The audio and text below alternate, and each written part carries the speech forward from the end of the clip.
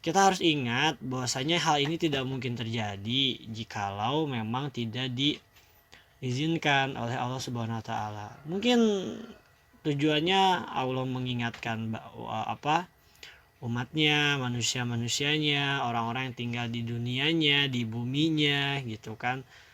Istilah kayak Allah tuh yang punya rumah. Di rumah tuh ribut tuh gitu kan. Ya ditegur kayak gini sedikit istilahnya kan itu hal yang wajar gitu kan. Itu hal yang wajar. Kita cuma tinggal berpikir seperti apa sih kayaknya yang salah nih di kita tuh gitu. Jangan sampai musibahnya bisa jadi lebih dari ini gitu. Ini tuh udah kayak disentil, tapi kalau kita nggak berubah menjadi baik tuh dipukul nanti kan bisa jadi. Akan ada sebuah pemikiran di mana kalian merasa kayak, Pak kan kita libur, memang kan kita sudah diumumkan libur sebelum musibah ini semakin besar, kan kita sudah libur, kita sudah nggak masuk jadwalnya kan di hari Senin tanggal kemarin sampai nanti tanggal 29 Maret tuh gitu kan. Nah memang itu tidak salah, tapi perlu kalian ketahui waktu kemarin kalian libur itu dikarenakan adanya UNBK di sekolah. Nah ya kan, jadi kalian libur tuh karena ada UNBK dan US di sekolah waktu kemarin tuh. Nah ternyata karena musibah ini semakin gawat, UNBK dan US ditunda. Otomatis secara logika artinya libur kalian pun juga ditunda. Libur yang sebenarnya yang kalian kemarin sudah diberikan oleh sekolah itu ditunda. Artinya kalian gak libur gitu. UNBK nggak ada berarti kalian nggak libur, artinya kalian belajar.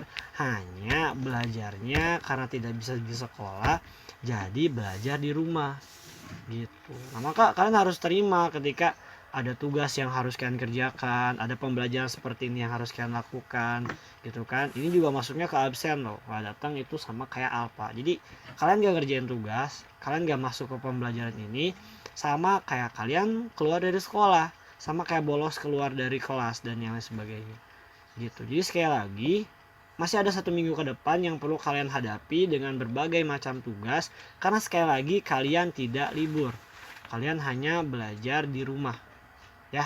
Nah itu perlu sekali Bapak sampaikan kepada kalian, karena ya mindsetnya memang semuanya mungkin berpikir ini libur, maka banyak yang main kesana kemari. Bapak lihat di status kayak, wah ini malah jalan-jalan gitu kan, katanya jalur puncak jadi rame dan lain sebagainya. Itu yang terjadi gitu kan. Walaupun Bapak pikir ada kok yang mengerjakan tugas, ya bagus lah. Tapi kalau ada yang mengeluh di internet kayak corona tugas jadi banyak dan lain sebagainya, setidaknya sebanyak apapun tugas kalian kan waktu luang kalian pun juga banyak. Udahlah, jangan terlalu melihat hal-hal buruk, coba lihat hal-hal yang baiknya banyak gitu kan. Gitu intinya. Itu untuk pembahasan yang pertama. Bapak ingin coba buat kalian untuk tidak terlalu panik, tapi juga tidak terlalu sembarangan gitu. Yang dimana ada beberapa penyampaian pemaparan dari Bapak Kementerian Kesehatan yang kebetulan Bapak lihat di channel YouTube Deddy Kobuzer. Di sana ada podcast membicarakan tentang virus ini. Ternyata ada hal yang perlu kalian ketahui agar kalian tidak terlalu merasa takut dan lain sebagainya, tidak berlebihan maksudnya itu kan. Masker dibeli sebanyak mungkin, hand sanitizer enggak. Jadi untuk kemungkinan sakit itu sederhananya begini, kalian cek aja selama 14 hari kemarin apakah kalian berada di tempat-tempat yang memungkinkan terkena virus, seperti halnya misalkan ke Jakarta, seperti halnya misalkan ke tempat yang sakit gitu kan, dan yang sebagainya. Kalaupun misalkan kalian terkena gejala, kan cuma tinggal ingat-ingat aja itu, kemarin saya kemana ya gitu. Karena itu sederhananya tuh begitu, kita cuma tinggal cek aja. Karena kemarin Bapak lihat di televisi salah satu pemaparan dari seseorang yang salah satu penyampaian dari seseorang yang terkena virus corona. Dia bilang seperti ini, ketika ditanya bagaimana Anda bisa terkena virus corona tersebut, apa yang Anda lakukan beberapa waktu yang lalu. Nah, dia menjawab, oh ya, saya waktu itu ada mengikuti sebuah acara di Kota Tua di Jakarta. Lalu kemudian saya menginap di suatu penginapan yang dimana di situ terdapat beberapa warga negara asing, dan di situ kita menggunakan fasilitas yang sama, mungkin piring sendok yang sama, mungkin lift yang sama, tangga yang sama, dan yang lain sebagainya. Jadi sederhananya seperti itu. Kita nggak terlalu harus berlebihan kayak ke warung aman gak ya?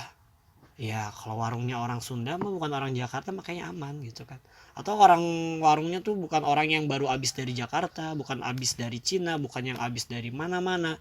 Kalau kita tahu, artinya kita bisa merasa oh oke, cukup aman gitu.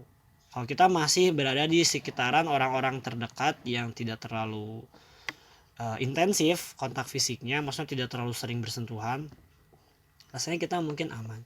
Beda lain ceritanya kalau kalian misalkan ke konser, kalian mungkin ke suatu kerumunan yang dimana kita nggak tahu, karena ada banyak sekali orang di situ. Anggap lagi nih, misalkan di sebuah stadion, walaupun ada 4.000 orang, satu aja terkena virus, satu aja orang positif di sana, itu kan ketika dia menyentuh tangga, si tangga itu bisa disentuh oleh beberapa orang nantinya gitu kan. Segitunya memang mudah susah itu gitu. Disebut susah banget enggak, ada kemungkinan. Disebut gampang banget juga enggak, karena ada sebab di sana gitu. Jadi kita nanggepinnya cukup agak santai aja, nggak terlalu panik dan lain sebagainya, tapi juga nggak terlalu berleha-leha terus kita main ke sana kemari juga enggak gitu. Jadi itu kemungkinan sakitnya tuh seperti itu.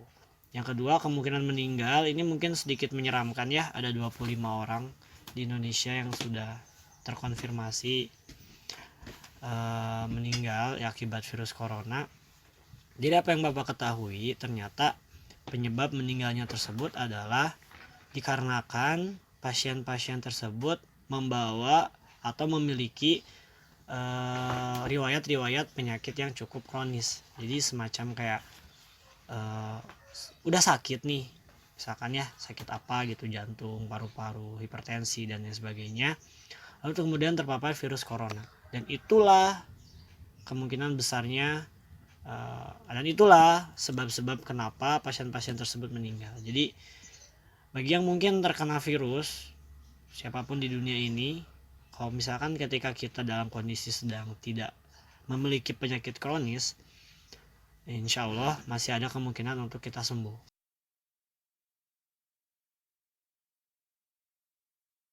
Bapak sudah banyak mendapati artikel-artikel di mana Satpol PP yang mungkin kalian kira itu hanya fiksi, maksudnya kayak buat nakut-nakutin doang, ternyata memang benar-benar ada di lingkungan-lingkungan yang mungkin biasanya siswa-siswi datengin ketika mereka ingin bermain gitu. Jadi kalian ngerasa kayak bohong masa weh gitu, ada patroli. Memang ada. Di sini ada beberapa berita yang Bapak dapat di Liputan 6 di mana Satpol PP razia pelajar di warnet dan di rental PS. Juga ada berita yang di video lain Bapak lihat 32 siswa, mungkin itu satu kelas atau kayak gimana, entah itu nggak bilang libur, entah itu bagaimana, pokoknya mereka sampai terciduk berada di sebuah warnet sedang bermain gitu. Lalu kemudian ada juga